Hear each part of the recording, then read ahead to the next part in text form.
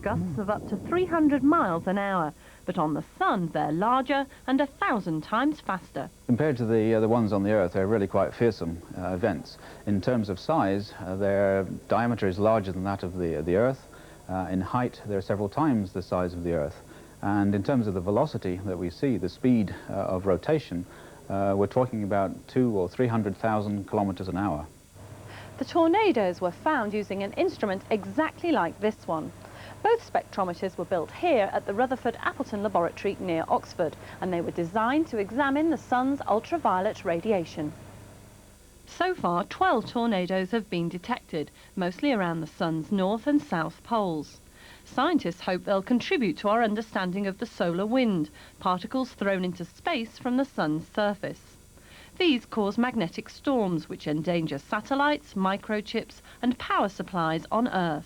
The Sun does throw clouds into space that can disrupt navigation, communication systems, power distribution systems, and it does. The Sun is currently in a quiet phase, but activities will increase over the next 2 years.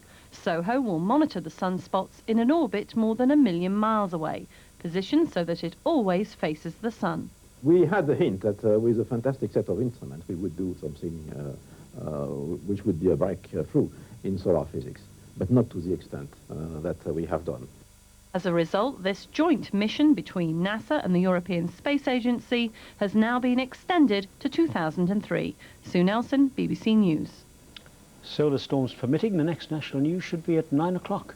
From the 6 o'clock team, good evening. Good evening. Scientists called in the media for a news conference to announce a discovery which one of them said had rewritten the textbook on solar physics. The £500 million SOHO probe that's been orbiting the Sun for over 2 years has sent back the closest ever pictures of the 5 million degree storms raging across the surface of our star, and for the first time revealed tornadoes of electromagnetic energy, each bigger than planet Earth and swirling at 300,000 miles an hour.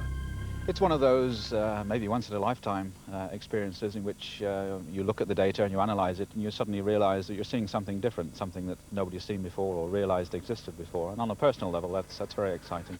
There's danger too. Satellites like those which guide airliners in flight have in the past been knocked out by such surges of energy, known as the solar wind.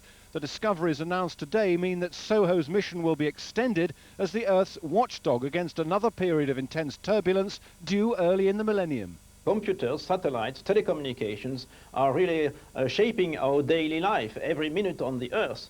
We are exchanging billions of communications, and of course the solar wind and its perturbations have an effect on these communications. So our life, modern life, is influenced by this phenomena.